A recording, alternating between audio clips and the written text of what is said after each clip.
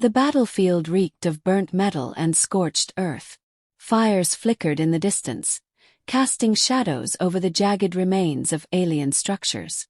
Smoke hung in the air, thick enough to sting the eyes. The only sounds were the distant echoes of gunfire and the mechanical whir of human drones patrolling the area. Sergeant Elias Vargas crouched behind a shattered wall, his pulse steady despite the chaos around him. His armor bore fresh scorch marks, the once pristine surface marred by plasma burns and claw gouges. He wiped sweat from his brow, scanning the ruins ahead with sharp, calculating eyes. His breath was measured, his grip firm on his pulse rifle. The battle was over for now, but the aftermath had its own dangers. "Clear the area. Collect any salvageable tech," barked Captain Rourke from behind the line. His voice carried authority, cutting through the ambient noise like a blade. "And if you find anything alive, you know the drill." Vargas knew the drill all too well. Anything alive was either killed or claimed. It was one of the many perks of war, but he never saw it that way. The spoils of conquest, weapons, tech, and sometimes people. He moved with purpose, his eyes sharp for anything useful. Around him, other soldiers sifted through the wreckage, kicking aside rubble and prying open fallen containers. Their chatter was crude and loud, soldiers high on adrenaline after surviving another fight. Vargas stayed quiet, focused. He'd seen too many men die after letting their guard down too soon. "Vargas." Captain Rourke's voice boomed again. "Get over here." Vargas sighed, slinging his rifle over his shoulder. He made his way through the debris, stepping over a twisted beam that jutted from the ground like a broken spear. His boots crunched on the charred ground as he approached the captain. Rourke stood next to a hulking supply drone, its cargo bay open to reveal metal crates filled with scavenged parts. But that wasn't what caught Vargas's attention. Beside the crates, two soldiers stood flanking a figure. Not a soldier. Not human. It was a woman. No, not a woman. Clothes but different. Her skin shimmered with an iridescent blue hue, the color shifting slightly in the sunlight. Silky white hair fell past her shoulders, tangled but strikingly clean compared to the filth around her. Her eyes, larger than human eyes, glowed faintly with a soft amber light. Her features were sharp yet delicate, like something crafted rather than born. A pair of faint, almost imperceptible ridges traced the sides of her face. Her wrists were bound with dull metal cuffs, and her posture was tense, back straight, chin high, eyes fixed ahead. No fear. No pleading. Her gaze met Vargas's, steady and unflinching. "Congratulations, Sergeant," Rourke grunted, tossing a metal tag toward Vargas. He caught it without thinking, glancing down to see the serial code etched into it. An ownership tag. "She's yours," Rourke added with a crooked grin. "Reward for valor in the field. High Command's orders." Vargas's grip tightened around the tag. His jaw clenched, his eyes narrowing at Rourke. "This a joke?" "Not at all, Sergeant," Rourke replied, his grin fading into a flat, serious line. "She's classified as spoils. Like a weapon or a piece of tech. You earned her. Be grateful." He gestured toward the alien, his eyes flicking to her with as much concern as one might have for an old pair of boots. "I don't need," Vargas started. "You don't get a choice, Sergeant," Rourke cut him off, his voice cold. "Command wants her documented. If you refuse, someone else will claim her. Simple as that." He stepped closer, eyes hard. "Or maybe you'd rather see how long she lasts with Sergeant Miles. We both know he won't be gentle."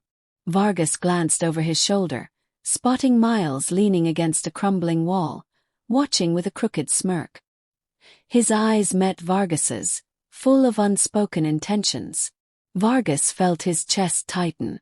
He looked back at the alien. Her eyes were still on him, unwavering. No fear. No begging. Just quiet defiance. "Fine," Vargas muttered, pocketing the tag.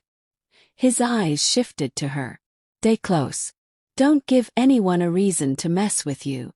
The alien said nothing, but something in her eyes shifted. Just a flicker of acknowledgement. "Smart choice," Rourke said, already turning away. "Get her registered when we hit the forward base. They'll expect a report." He barked more orders to the squad, his voice fading into the background. Vargas glanced at her again, this time noticing the subtle bruising along her forearms, faint burns around the cuffs. No signs of fresh wounds. She'd been captured earlier, maybe days ago. Yet she stood like she still had control over something. "Can you understand me?" he asked, his voice low, eyes watching for any sign of recognition. Her head tilted slightly, her amber eyes narrowing. No words. But he knew she understood.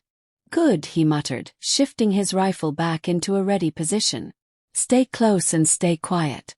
If anyone touches you, I'll handle it." He turned and walked toward the squad, knowing she would follow. Not because she was bound. Not because she was afraid. Because she had no other choice. The transport shuttle rattled as it cut through the atmosphere, turbulence shaking the hull with sharp jolts. The low hum of engines filled the cramped cabin, blending with the quiet murmurs of soldiers checking their gear. Metal clasps clicked. Ammunition magazines slid into place. Boots thudded softly against the deck. Vargas sat near the rear, his eyes half closed, hands resting on his lap. He'd done this ride too many times to feel the nerves anymore. Across from him, Zheya sat with her hands on her knees, wrists still bound, eyes focused on the soldiers around her. Her gaze didn't linger on any one of them too long. "Mart, staring too long made you a target.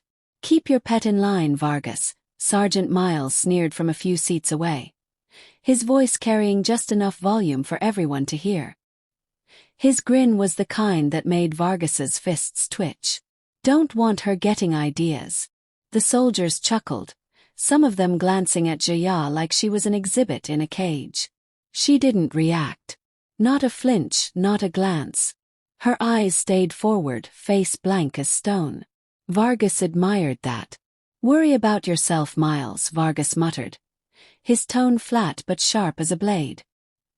His eyes didn't open, but the weight in his voice was enough to make Miles scowl. "Last time I checked, you were the one always losing track of your gear." A few soldiers laughed, but they quickly stifled it when Miles shot them a glare. "Careful, Vargas," Miles said, leaning forward, his grin returning. "That mouth's gonna get you in trouble one day." "Not before yours does," Vargas replied, eyes still closed, his head resting against the cold metal wall. The shuttle jolted again, harder this time. A red light blinked twice, and Captain Rourke's voice came through the intercom. 5 minutes to drop. Lock it in, boys." The soldiers sat straighter, tightening straps, checking harnesses. Conversations died. Everyone knew the shift in the air.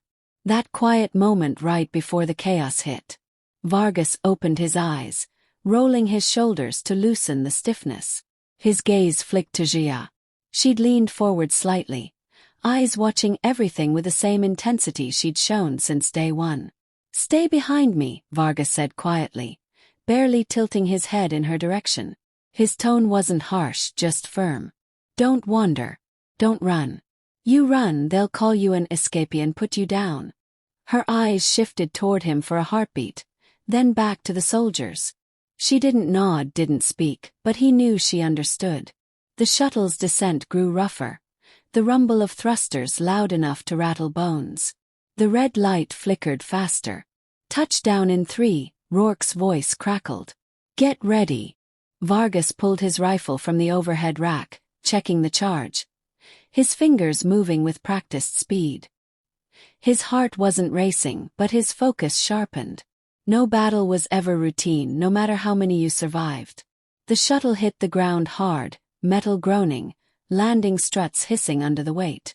The red light switched to green, and the rear hatch dropped with a loud clang, releasing a blast of hot, dusty air. "Move, move, move," Rourke barked, his voice sharp as thunder.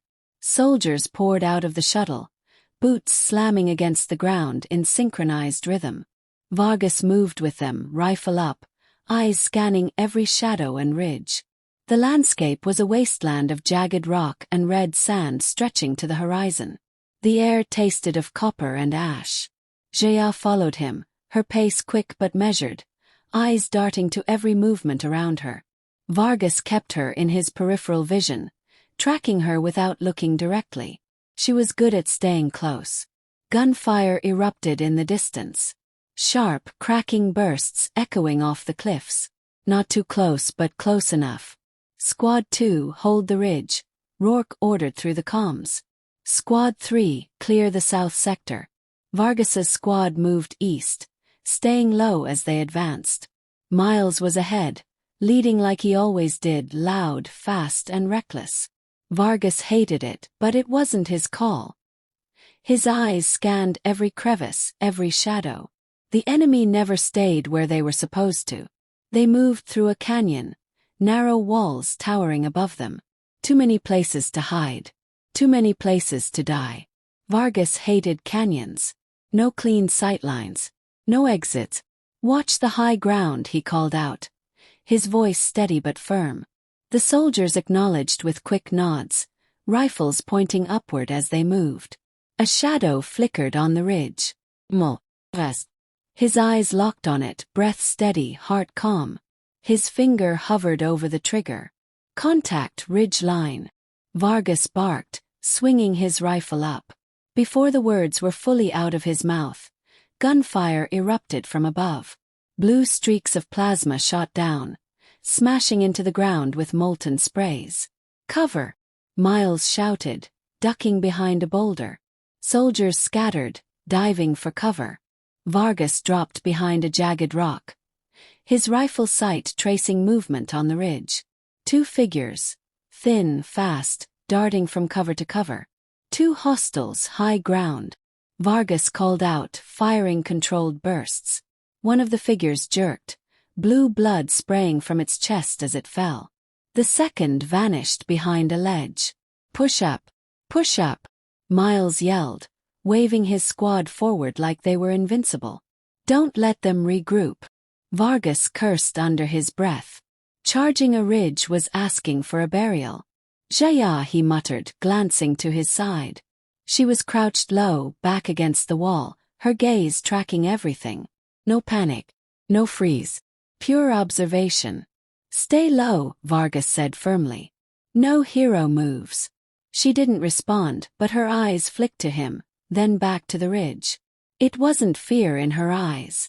It was calculation, like she was measuring something. Another plasma bolt slammed into the ground 5 feet away, spraying molten fragments. Vargas ducked, his eyes locked on the ridge. Movement. The second figure leaned out to fire. Breathe. Wheeze. His shot hit center mass. The figure crumpled like a puppet with cut strings, sliding down the rock face. Clear. Vargas called, eyes still scanning. High ground clear. Nice shot, Vargas, Miles called, his tone half sincere, half jealous. Maybe if you'd look up once in a while, you'd get one too, Vargas shot back, his tone as sharp as his aim. The soldiers moved again, slower this time, checking every shadow. Vargas glanced back at Zheya, making sure she was still there. She was. Her eyes shifted to meet his for a brief second. Smart, he muttered, turning back to face forward. Stay smart and you'll live. They moved deeper into the canyon, the silence thicker now. No more banter from the squad. No more jeers. Just focus. Everyone knew the second ambush was always worse than the first. Zheya moved quietly behind him, her bare feet making no sound on the rocky ground. He noticed it now. No noise. No wasted movement. Every step deliberate. Not like a prisoner. Like a predator. The thought stuck in his mind longer than it should have.